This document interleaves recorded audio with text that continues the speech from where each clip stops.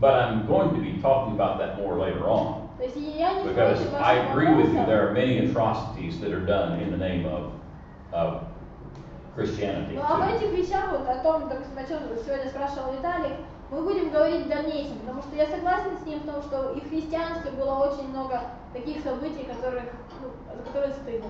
But we are going to get to that. Но мы до этого тоже дойдем. Даже в нашей церкви есть члены церкви Донецкой, которые взяли оружие и начали воевать за ДНР. In the Donetsk church, there are some members of the church that started fighting for DNR, like with weapons in their arms, and they died. Right. I know that. No, And it's very sad. К сожалению.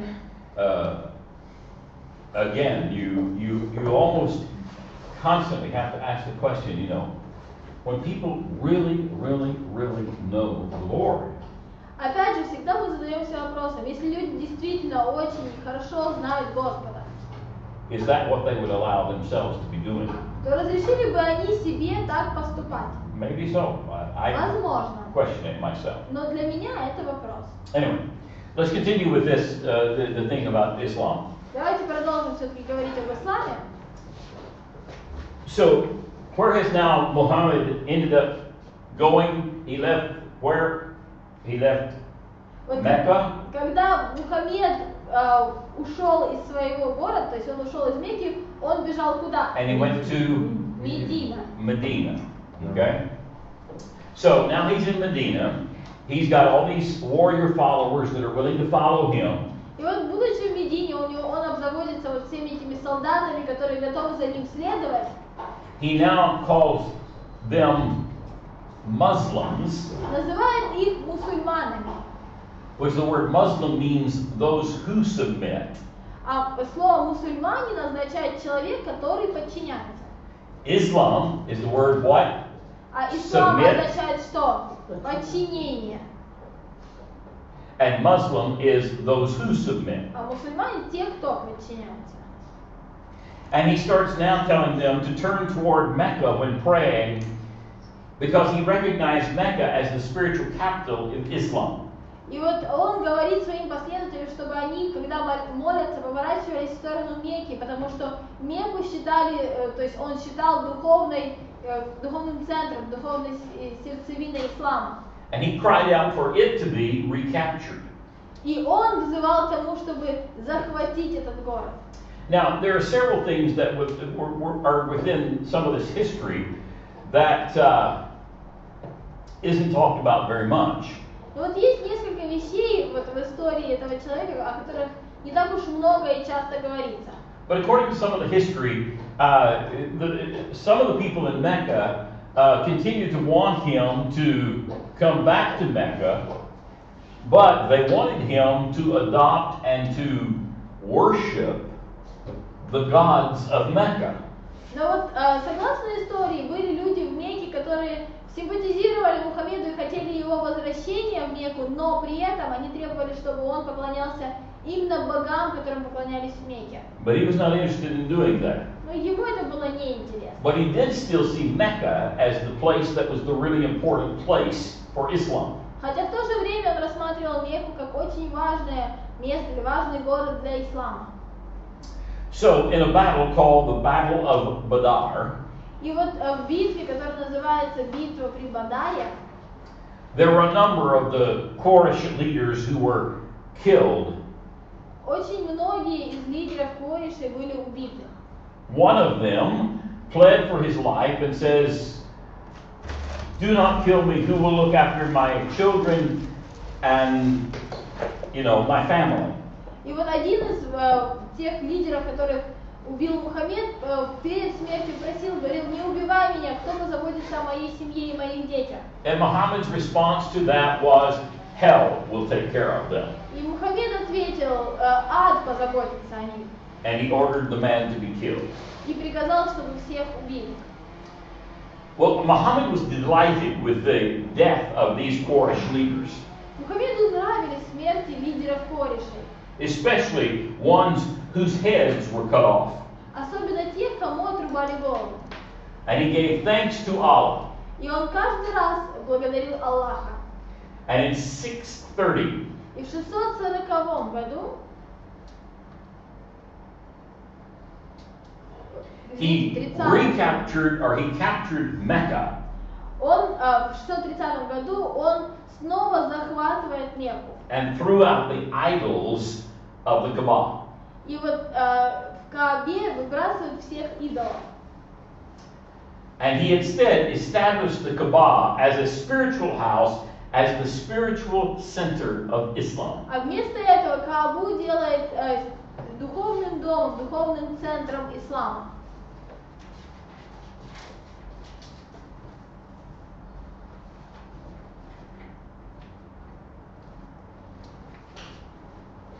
This is what's called the Kaaba. Вот это называется Кааба. And every year, the pilgrims will come, thousands of them from all over the world, И каждый год пилигримы, тысячи пилигримов приезжают сюда. come to this location. The Kaaba is a cube building made from granite covered with black silk curtain. Кааба это вот такое кубообразное строение, сделанное из гранита и покрыто черным шелковым покрывалом. Now they claim that it was originally built by Abraham and Isaac. Говорят, что его построили еще Авраам и Исаак. The cornerstone of the Kaaba А вот краеугольный камень Каабы is a black stone that's 30 centimeters это черный камень in diameter. 30 сантиметров в диаметре. That some claim was the stone that was given to Muhammad, or was given by the angel Gabriel. И вот некоторые говорят, утверждают, что это был тот камень, который Гавриил сам собственноручно дал Мухаммеду. Anyway, this has become a very, very important part or place in Islam. В любом случае, это место становится очень важным для ислама. You're not supposed to take pictures inside the Kaaba, Внутри фотографировать ничего нельзя, but people have. но есть люди, они фотографировали. And that's a picture inside. И это вот так вот внутри выглядит Кааба. But when you see it from the inside, especially, you can see that it's made of stone, but then it's just covered by this curtain, black curtain. Вот если посмотреть, как она выглядит внутри, а снаружи мы видим, что она просто построена из обыкновенного камня, а сверху покрыта вот этим покрывалом. Now, Medina is up here, and Medina is the second what we would call most important city in Islam. И вот Медина находится вот здесь, где показывает Джейдон, и Медина это второй по значимости город в исламе. Mecca is down here. Мекка вот. It's considered the first and most important city in Это первый Islam. и самый главный город в исламе. And Jerusalem is the third most important city Ну, а in Islam. Иерусалим третий по значимости в исламе. Upon his death in 632, Muhammad's followers and Islam controlled all of the Arabian Peninsula. Вот к моменту смерти Мухаммеда в 632 году его войска владели уже всем Аравийским полуостровом. And of course, not only did they want to control this whole area of this peninsula here, the Arabian Peninsula, they also wanted to control Jerusalem. И они хотели не только владеть Аравийским полуостровом вот здесь, но они хотели также захватить Иерусалим. So in 638, Jerusalem fell to the Muslims. И в 638 году Иерусалим сдается мусульманам. At this particular point, Muslims allowed some religious freedom. На том этапе мусульмане разрешали еще некую религиозную свободу. But when they controlled Jerusalem at this time, they made Christians wear distinct clothes and they had to pay higher taxes Но когда они захватили Иерусалим и установили контроль над ним, то они заставляли христиан одеваться в определенный тип одежды, и налоги они платили гораздо выше. And the Jews were treated the same way. Также относились и к евреям. They didn't allow them to continue to worship, То есть они разрешали им продолжать поклоняться своему Богу, but they became basically, second-class citizens who had to pay higher taxes. но фактически они стали второсортными такими гражданами, которые должны были платить гораздо большие налоги. As they moved on out in 639 and all the way into 713, all the way to Spain. И мы видим, что вот дальше продвижение, распространение ислама в 639-м, вот они приближаются к Александрии, потом в 730-м еще дальше к Испании. They would go into these areas, they would conquer these places, they would give Christians a choice. И вот когда они приходили в эти новые места, когда захватывали новые города, то христианам предоставлялся выбор. You will either submit to Islam or turn to Islam. То есть ты либо покоряешься исламу и приходишь в ислам, Or you will have to pay higher taxes, etc. или тебе придется платить более высокие налоги и так далее. And a lot of these places, especially in North Africa, the Christians just turned over their buildings to Islam, and some of them converted to Islam, and some of them just tried to get along as best they could. И поэтому многие люди, особенно вот в Северной Африке, просто свои храмы переделали на мечети. Многие обратились в ислам, а вот те, кто остались, просто пытались как-то сосуществовать вместе, насколько это возможно. But again, these locations are extremely important. So he left Mecca, went to Medina. Но опять же, эти два города очень важны, потому что он уходит из Мекки, приходит в Медину. Later came back and conquered Mecca. Потом возвращается и захватывает Мекку. And eventually they conquered Jerusalem. Ну а в конце концов захватывает Иерусалим. If you read the stories of some of the things that happened in the conquering of Jerusalem, Если вот читать историю захвата Иерусалима, того, что происходило в то время, there were many awful and bloody battles. происходило очень много очень страшных и кровавых битв. Later on, Jerusalem is going to be recaptured in the Crusades. В дальнейшем Иерусалим снова захватывается во времена крестовых походов. And again, there are many awful and horrible battles. И опять же происходит очень много страшных, просто кровавейших битв.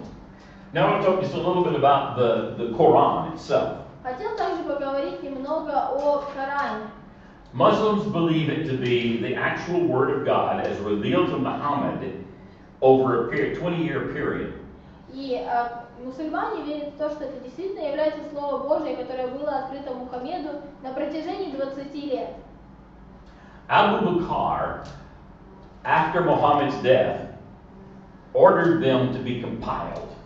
Абу Бакр после смерти Мухаммеда хочет, чтобы все его размышления, все различные суры Корана были вместе соединены.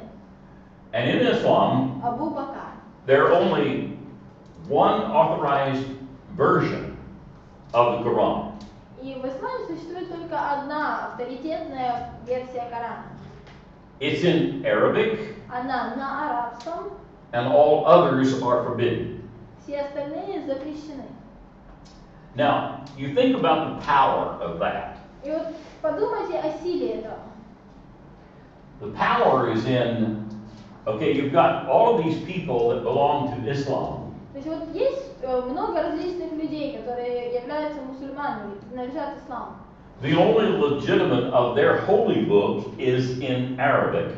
Единственная из приемлемых их книг написана на арабском.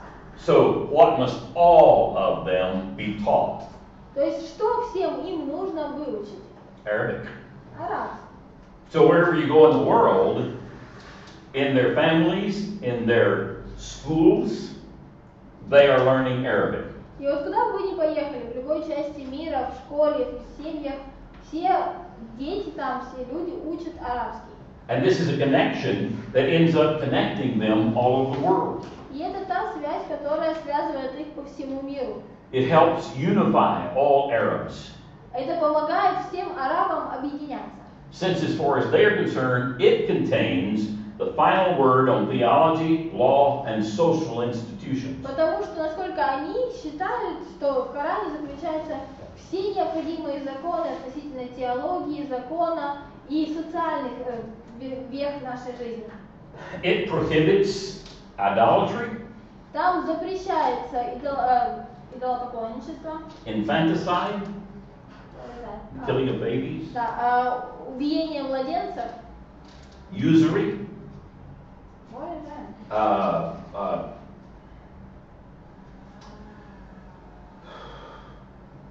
Usury, it's more like lending money at Ага. very high prices. То есть ростовство, вот когда деньги отдаются в рост. Gambling, Также игры на деньги, drinking of wine, распивание вина and eating of pork. и не запрещается есть свинину. It tells them that it is necessary for them to tell the truth. Также там говорится о том, что необходимо, то есть они обязаны говорить истину и правду. It says, for truth leads to virtue, and virtue leads to paradise. Ибо, как там написано, правда ведет к благодетелю, а благодетель ведет к раю. But it also gives an exception. Но там есть и исключения. You do not have to tell the truth to unbelievers. Если ты говоришь с неверным, правду говорить не обязательно. It's perfectly all right to deceive and Обманывать to gain advantage for yourself или использовать человека в своих интересах over unbelievers. вполне нормально, если человек является неверным. It, of course, proclaims the principle of not stealing. Также там говорится о принципах не воровства. As for a thief, both male and female cut off their hands. Там написано, что касается воров, как мужчин, так и женщин, то им нужно отрезать руку. That's 5 verse 38. Это 5 сура, 38 стих. But the situation is different with unbelievers. Опять же, все меняется, когда мы говорим о неверных. It's okay to steal from them. Красть у них можно. Concerning murder, Что касается убийства, it all depends on whom you're killing. опять же зависит от того, кого ты убиваешь. Surah 9.5 says, slay the unbelievers. В 9 суре, в 5 стихе говорится, убей неверного. So, there's a whole lot to this religion of Islam, but one of the things that we have to be very careful of, and that is understanding that these people are always going to tell us the truth. Но вот есть много разных аспектов ислама, на что нам нужно помнить и понимать, что эти люди всегда будут говорить нам правду. Now, I've known some people that are Muslim that I feel like are very good people, have been to me. Все вот не всегда будут говорить правду. То есть я знаю некоторых мусульман, и вот общался с ними, и я думаю, что некоторые из них ко мне очень хорошо относились. At the same time, I've always been a touch suspicious. В то же время, вот, что касается представителей мусульманства, я всегда с недоверием отношусь к ним. I know a woman in America who has been very, very close friends to a Muslim family. Я знаю одну женщину в Америке, которая очень близко дружила с семьей мусульман. And she told me personally that she had visited with them many times and they've always treated her very nicely. Она мне лично рассказывала, что каждый раз, когда она с ними общалась, они к ней относились очень-очень хорошо. But they have also in private told her Но также говорили вот в личных беседах, that if we are called to jihad, что we will kill если you. нас призовут к джихаду, то нам придется убить тебя. So that made her very cautious about, and in fact they just told her, if we're called to jihad, don't come around us. То есть вот они даже ей сказали, что если нас призовут к джихаду, пожалуйста, не появляйся у нас на глазах. So you're a little cautious on some of this. Поэтому вот такие моменты заставляют задуматься. All right, now here's something that I want you to know. И вот This will be on the test. кое-что, что вам нужно знать, и это будет на тесте. And that is the 5 pillars of Islam. Это 5 столпов ислама. 5 pillars of 5 Islam. столпов ислама.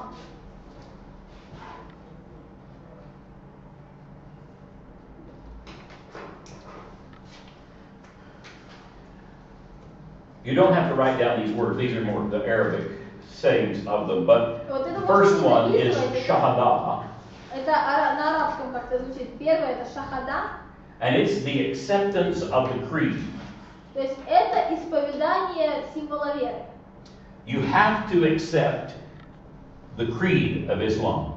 Вам необходимо принять исповедание символа веры ислама. And that creed says, А в этом символе веры говорится, there is no God but Allah, что нет другого Бога, and кроме Muhammad Аллаха, is his prophet. и Мухаммед его пророка.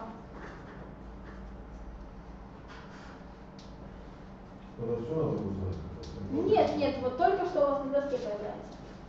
So, acceptance of the creed, Итак, исповедание, но в нашем случае Аллаха. and that creed is, there is no God but Allah, and Muhammad is his prophet. А символ веры звучит так, что нет другого Бога, кроме Аллаха, а Мухаммед его пророк.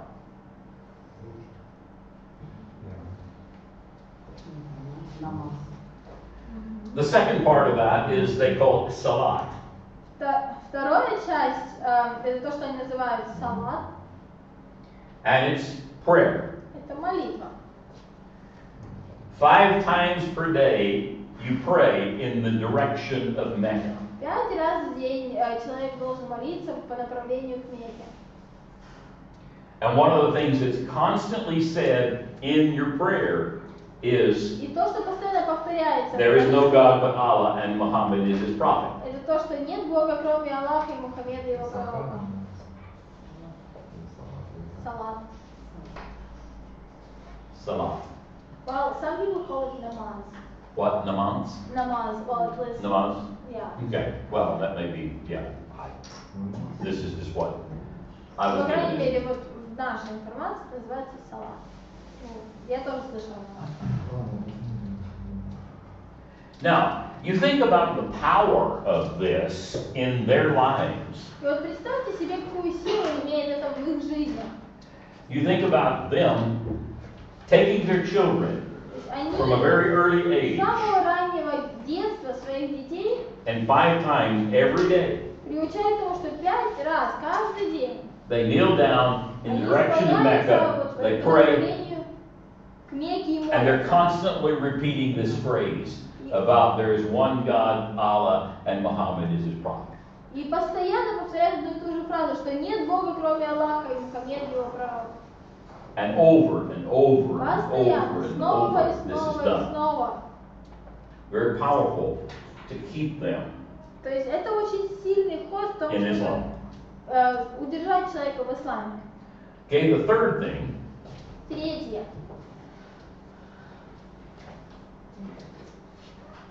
is zakat, Это or закат their almsgiving, или милостыня. as an expression of piety and contributing to their salvation. И вот как выражение снисхождения, а также как бы часть оплаты их спасения, скажем так.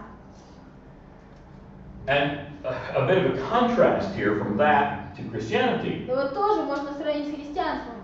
You know, we give on the Lord's Day, Мы даем в День Господень. but how much does your giving pay for your eternal life? Но оплачивает ли это вашу вечную жизнь? You give because you're saved, not give to be saved. То есть вы даете, потому что вы спасены, а не для того, чтобы спастись. But in Islam, the giving, the almsgiving, is a part of their package of salvation. Ну а в исламе милостыня это является одной из частей, составляющих его спасения, их спасения. The fourth pillar of Islam, Четвертый столб ислама Sawam, это салом, is fasting. это пост.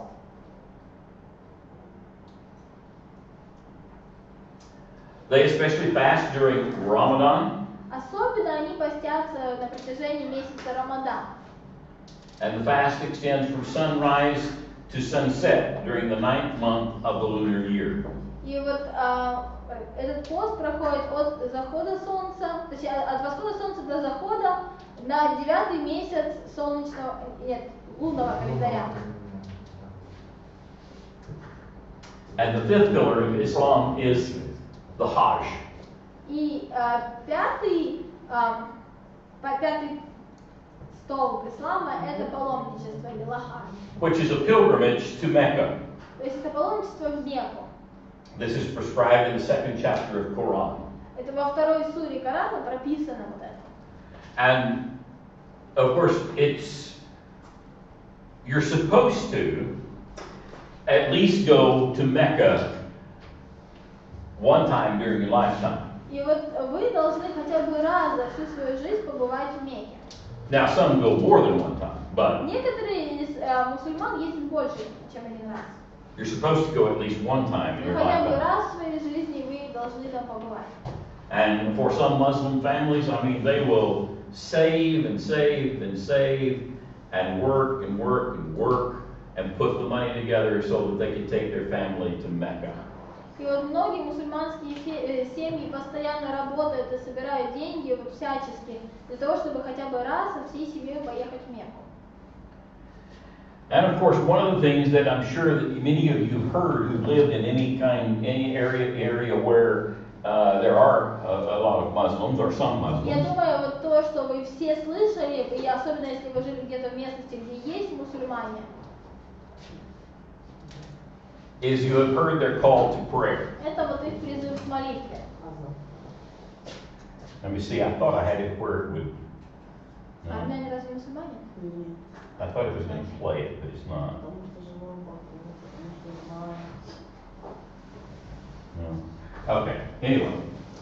I thought it was going to play it. I had a video here that's supposed to play it, but it didn't. It's not У playing. меня в этом слайде обычно должна была быть музыка, чтобы было, точнее не музыка, а вот призыв к молитве на арабском.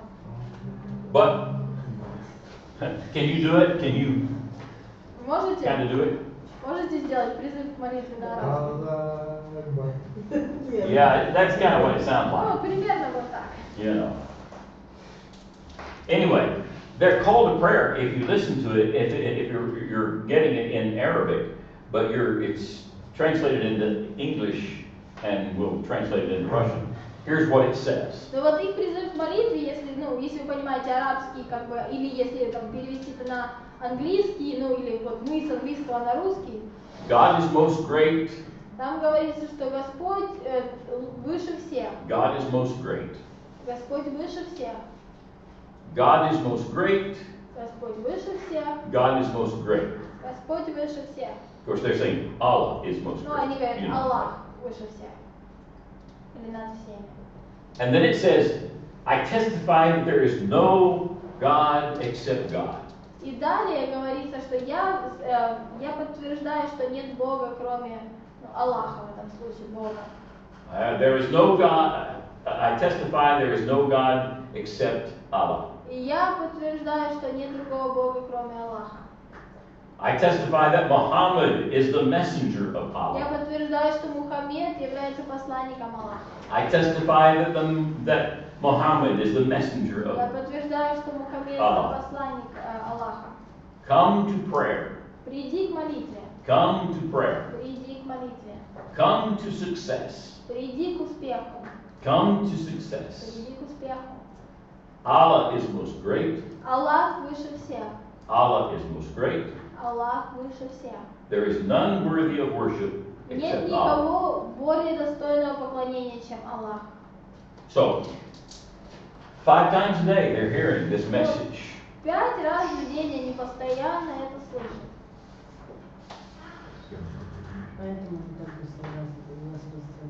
Oh, that's why they're so spread now.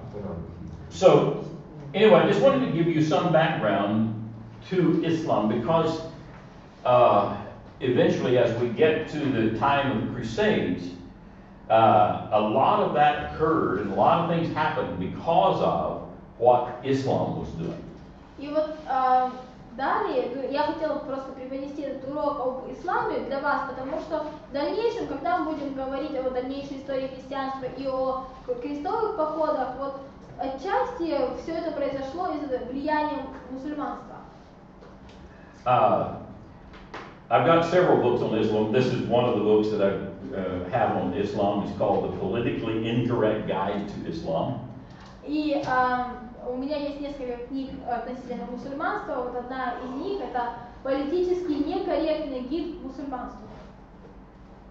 The guy who wrote this book has to have guards around him all the time too, because they vowed to kill him. Этот человек, который написал эту книгу, тоже вот, постоянно пользуется условиями охраны, потому что его тоже угрожали убить. But most of what he writes in this book, he's taken from their own writings. Но то, вот большая часть того, что он пишет в этой книге, они взяли, точнее, он взял из их собственных трудов.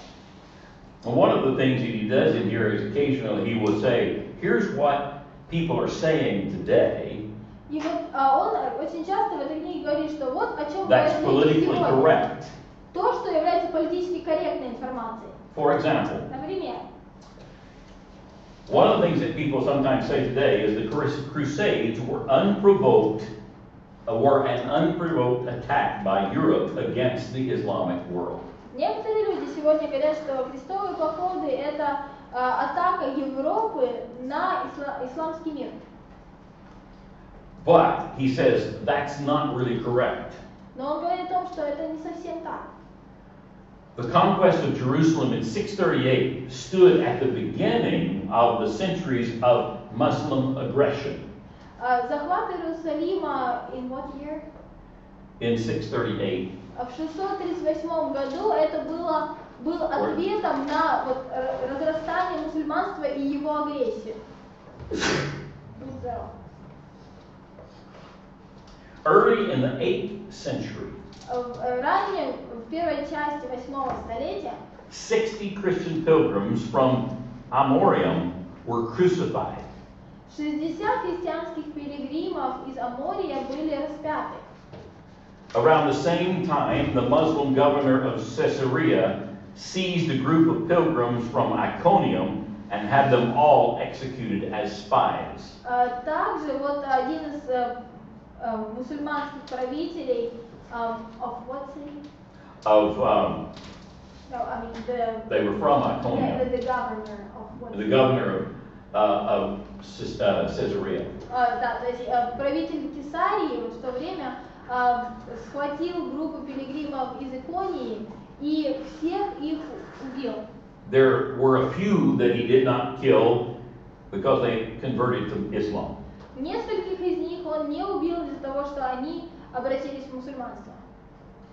And brutal subordination and violence became the rules of the day for Christians in the Holy Land. И вот в Святой Земле для христиан полное подчинение и жестокость стало повседневным явлением. One of the things that Islam had decided to do was that they were going to establish a caliphate. Еще одно из тех вещей, которые ислам для себя решил сделать, это установить халифат. A caliphate is where all of as much of the territory as they can possibly conquer will become totally Muslim. Халифат это когда вот та территория, которая захватывается мусульманами, становится мусульманской, то есть полностью людей обращают в мусульманство. And they would also require that anybody who lived in that territory either convert to Islam or submit to Islamic law. То есть вот те люди, которые проживали на этой территории, должны были либо стать мусульманами, либо подчиняться законам ислама. And for a number of years, that was what was taking place in Islam. И много лет вот такие события происходили в исламе. Till eventually they were defeated out of some of these areas. До момента, когда их начали выгонять из некоторых из этих местностей. And then eventually they came back in and tried to do it again. И в конце концов они снова пытаются захватить все те же территории. And establish what's known in the history as the Ottoman Empire. И хотели вот то, что в историю вошло, установить империю атаманов. which was also what they called the caliphate. Или вот по-другому халифат. And one of the goals of ISIS today И вот одна из целей вот этой исламского государства сегодня is to establish another caliphate. установить еще один халифат. So they're constantly have a goal of conquering and saying if anybody's going to be really right, they're going to have to be under Islam and bend to Islamic law. То есть вот, и опять же, они пытаются установить халифат и сказать о том, что если кто-то хочет быть прав, то он должен быть мусульманином или жить по мусульманским законам. So, you don't have to believe me on this, Можете со мной не соглашаться или мне не верить, but be careful and watch for it. но будьте очень осторожны и смотрите. Because, I've done a lot of study on it, and there's been others that have done tons of study on it that are saying this is the direction they're heading today. Потому что я вот очень много исследовала этот вопрос, и многие другие исследовали этот вопрос, и мы сходимся в мнении о том, что это как раз вот то направление, которое мусульманство для себя приняло на сегодняшний день. So, that's kind of our discussion of Islam. Но что касается ислама, But it will continue to come up. но то есть эта религия снова будет и снова появляться в нашей истории церкви. And it'll begin to come up even in the next major discussion that we're going to do. И вот даже в одной из этих основных дискуссий, которые мы будем в дальнейшем проводить, эта тема снова будет подниматься. And of course that's going to be involved in some of the things that brought about the Crusades. И мы будем говорить о тех вещах, которые подвели вот историю к началу крестовых походов. And we're going to discuss some of the things that Islam did, but we're going to also discuss a lot of bad things, evil things that people did in the name of Christianity as Мы well. будем говорить о тех страшных вещах, которые сотворил ислам, но также будем говорить о тех страшных и ужасных вещах, которые делалось во имя христианства.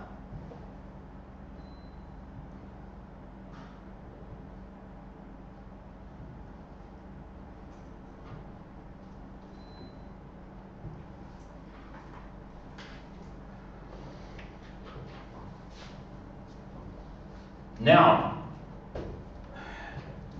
by this time in history, there had been, the Roman Empire had been destroyed.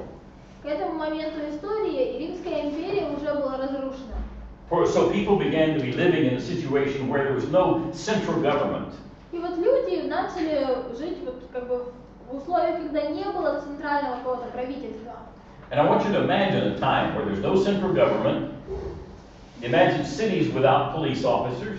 Вот можете себе представить города, где нет центрального управления, где нет, допустим, там милиции какой-то или полиции. Imagine children without schools. Дети, которые не ходят в школу. The land even, it just becomes basic chaos. То есть фактически мы видим вот повсеместный хаос. Where the only ones who are really in any kind of rule are the landowners. Единственные люди, которые имели какое-то влияние, это были землевладельцы. So during this time, that's basically what happened after the Roman Empire fell.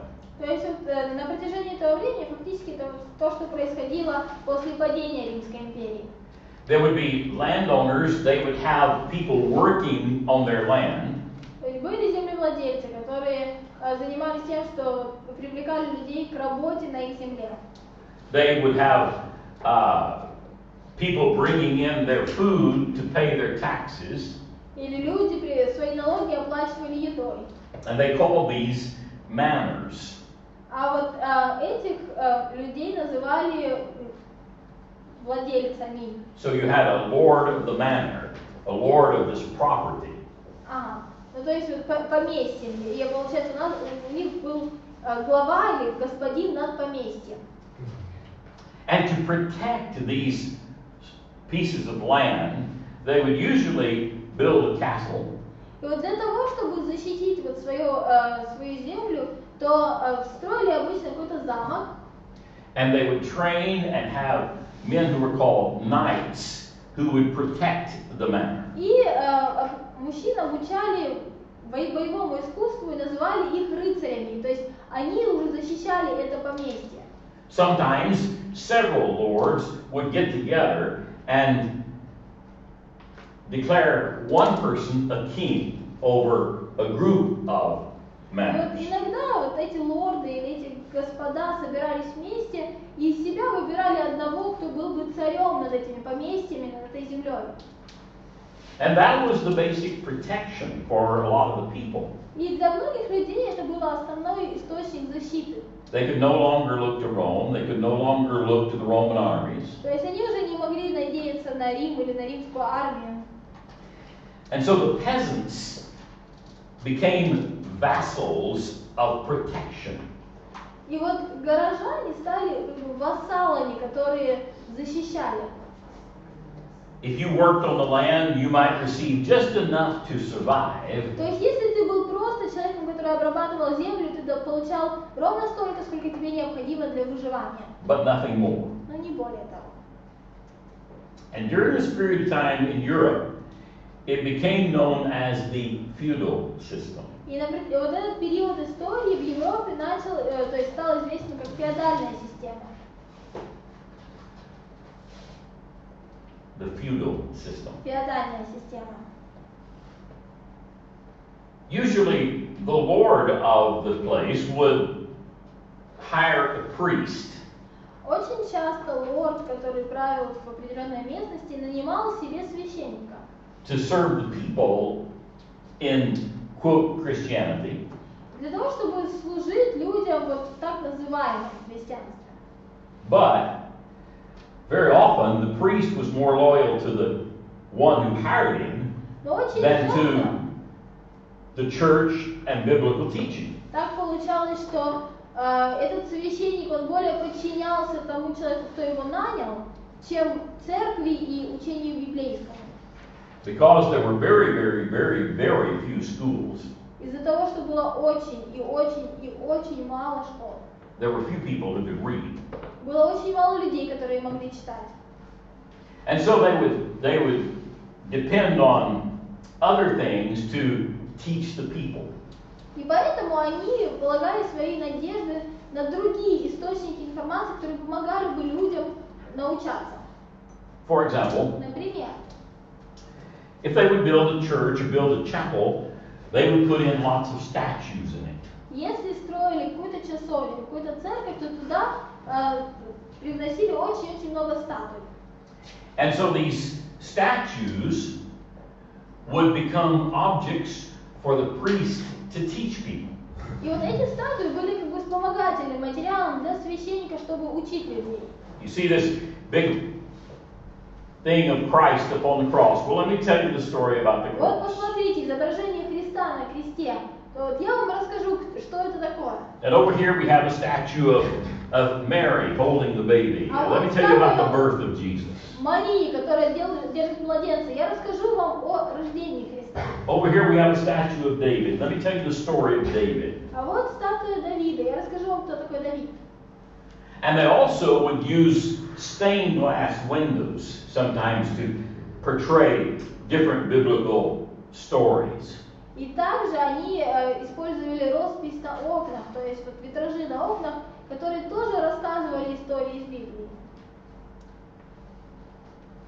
They also began to develop icons. В этот же период начинают развиваться и иконы.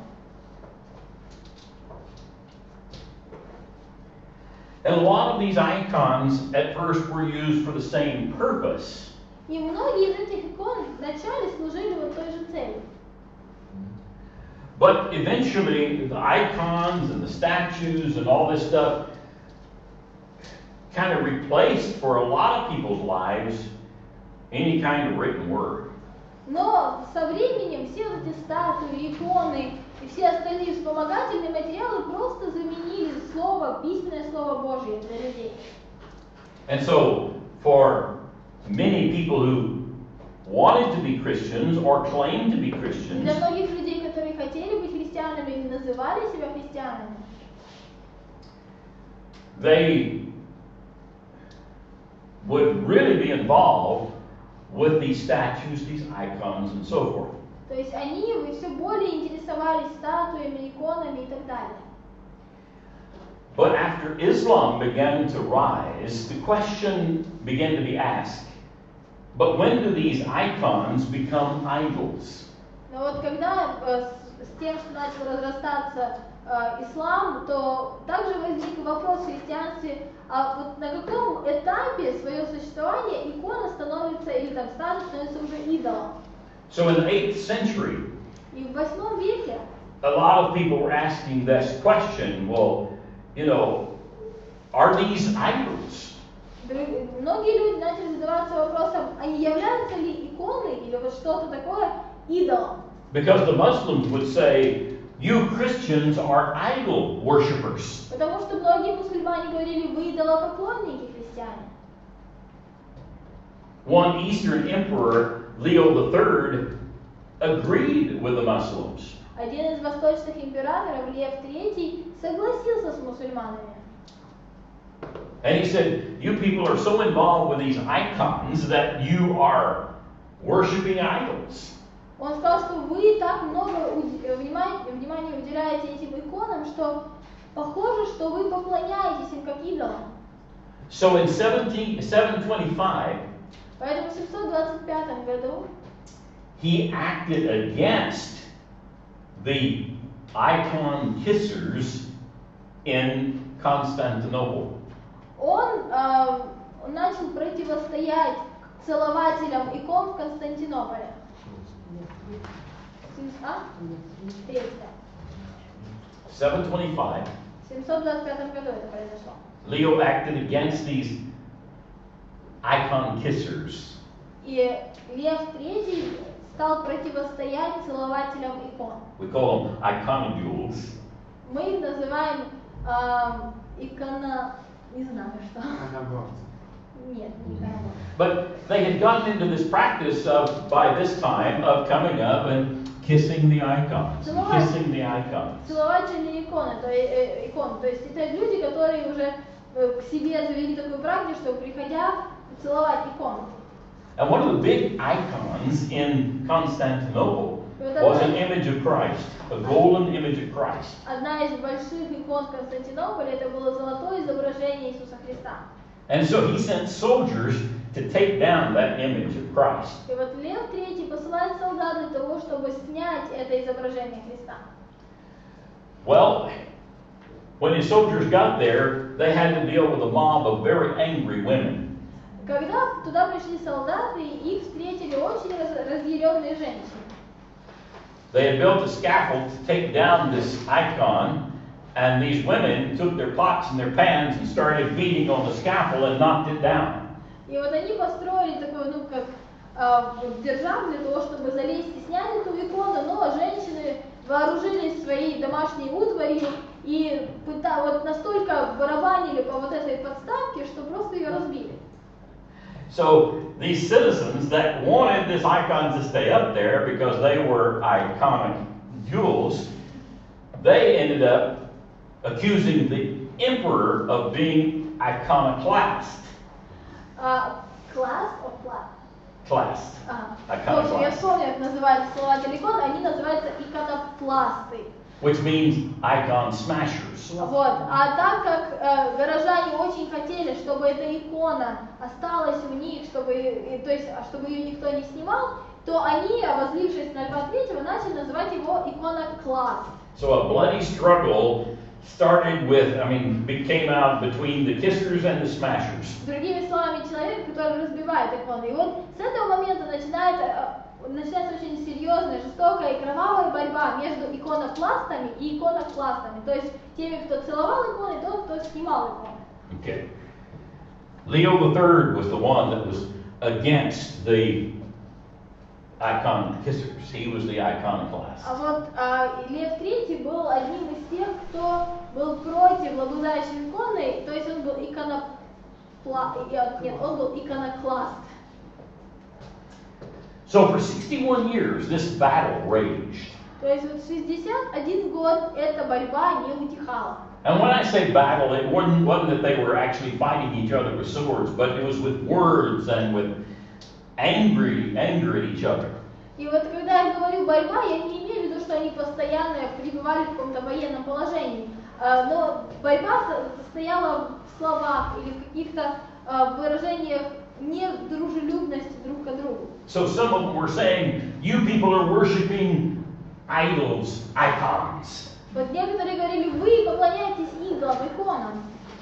And the other group would say, no, we are not, we are simply reverencing them. А другие говорили, нет, мы не поклоняемся этим иконам, мы просто почитаем их. So anyway, after a while, after the 61 years, В любом случае, через долгий период времени, через 61 год,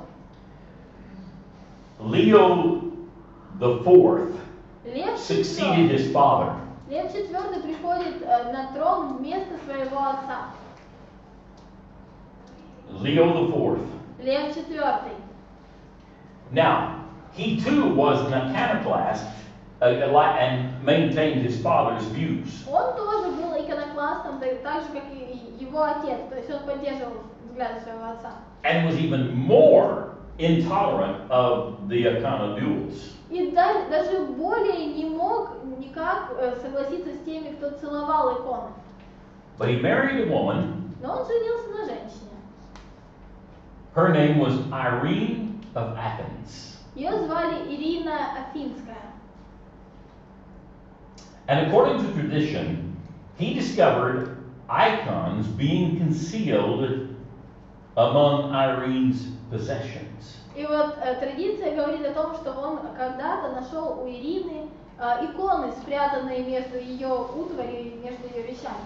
This made him very angry with her. Он очень разозлился на нее. And he said, I will never share the bed with you again. И он сказал, я более с тобой спать в одной кровати не буду. Никогда. Nevertheless, when Leo died on September 8th, 780, Тем не менее, когда Лев умирает 8 сентября, what year? 780, 780 года, Irene became the regent of her 9-year-old son, Ирина становится регентом своего 9-летнего сына, who was to eventually become the ruler. который в конце концов должен был стать правителем после своего отца. But she decided to call together 350 overseers to Nicaea, and she established the Second Council of Nicaea. И вот она созывает 350 главных старейшин, точнее, главных священников, то есть надсмотрщиков в Никее, и вот там проходит Второй Никейский собор. And her purpose was to denounce the icon smashers. Ее цель в этом соборе была в том, чтобы отказаться от иконокластов, то есть тех людей, которые отрицали иконы. But a discussion occurred at this council, and they were discussing, okay, what constitutes an idol and what does not constitute an idol. Но на этом Никейском соборе началось обсуждение, и начали говорить о том, что же, вот, какие признаки идола, а какие признаки не являются идолом. So, this became a big question. И вот этот вопрос стал действительно очень What do we do with this? We've got over here in Rome, in that area, and over in Europe, we've got these people building these cathedrals with these big statues. То есть вот что же делать? То, что в Риме, в этой местности, вот в Европе строят постоянно соборы и украшают их статуями. But over in our area, А в нашей местности we don't have these big statues. статуй у нас нет. We just got icons. У нас только иконы. So, they did ban icon worship as long as the icon or statue was three-dimensional. И вот на этом соборе решают, что запрещается всякое поклонение иконам или статуям, если они были в трехмерном изображении. But since the Eastern icons Но так как восточные иконы were flat, были плоскими или двухмерными изображениями, then those are okay. значит им поклоняться можно. То есть они не являются We идолами. won't consider them idols. Они не будут считаться идолами. Just the ones that were three-dimensional. Только те, которые вот трехмерные. And so, Eastern icons were approved by this council. То есть на этом соборе восточные иконы вот, подтверждаются как то, что не является идолом.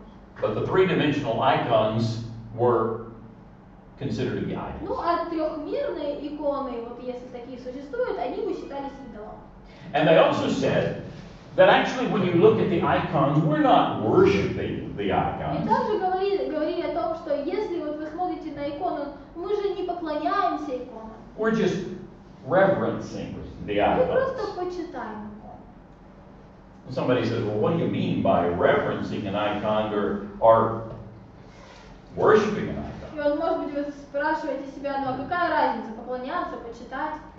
And their argument would be something like this. Well, Вот их аргумент был таким. you know, you probably have a favorite Bible. Вот у вас же, наверное, у всех есть своя любимая Библия, вот самая родная. And you are careful with it, you enjoy it, it's very meaningful to you. Вы с ней очень осторожно обращаетесь, вам нравится листать ее странички. So you reverence it, То есть вот вы почитаете you hold it ее, in awe, вы ее на особое место ставите в своей жизни, but you don't worship it. но вы же ей не поклоняетесь. So that's how they wanted to look at the icon Ну вот situation. так они пытались объяснить ситуацию с иконой. Of course, people continued to kiss the icons, Конечно же, люди продолжали целовать иконы, do the form of the cross in front of the делать icons. крестное знамение перед иконами. Now, that was basically decided where? Но это было решено где? В какой части? Север, восточный, западный? East. Nicaea, Да, east, Никея. over near То есть Constantinople. возле Константинополя. Well, over in Rome, А вот в Риме they had a guy they called Pope Leo III, был человек, папа Лев III. and he refused to recognize Irene of Athens, Он не признавал Ирину Афинскую. and this caused big problems to begin to occur between the Eastern and the Western groups. И вот в этот момент начинаются действительно серьезные проблемы между восточной и западной частью, восточными и западными церквями. So,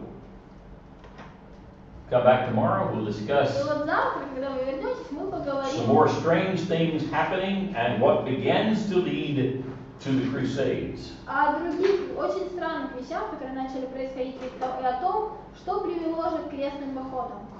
We'll find out about some very unholy leaders И поговорим с вами о очень несвятых лидерах in Christianity. в христианстве, так называемых. Okay. До свидания. Спасибо.